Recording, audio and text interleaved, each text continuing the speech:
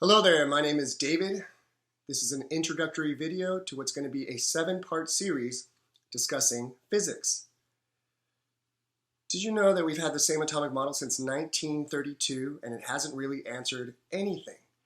Things like gravity and atomic vibration are now being passed off to alternate realities or dimensions through abstract math.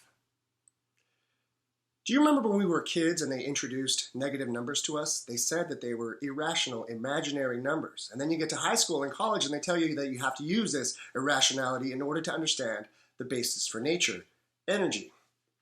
Turns out there's nothing negative in nature, nothing. Now the poor indoctrinated fool might say, well, electrons are negative. No, they're not, they're there. That was where we messed up. I will be debunking quantum physics and the current atomic model in part 6 of this series. Now this all started 7 years ago. I was studying the ancient past, just trying to understand, well, what others thought about God. At the time I was studying the Egyptian god of wisdom and knowledge, and I came across these 7 sentences through a document called the Kybalion. Now there's a group of men called Hermetics that went on to try to explain those 7 sentences, and I disagree with that explanation because they added to it instead of sticking to the straight 7.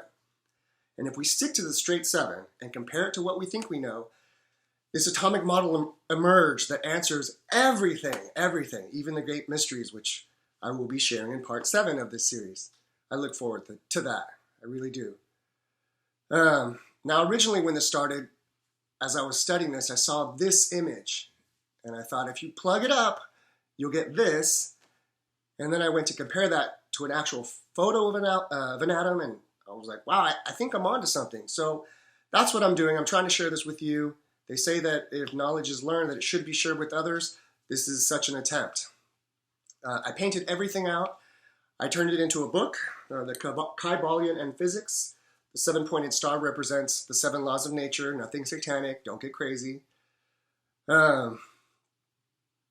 Anyways, I look forward to sharing this with you, and hopefully you'll stick around. And in the end, you yourself can decide what to believe. What I'm about to share with you is very, very simple, incredibly simple, and it deals with nature in every way.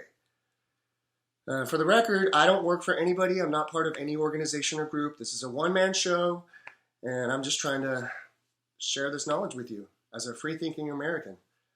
All right, God bless you, and I look forward to doing this, and hopefully you'll stick around.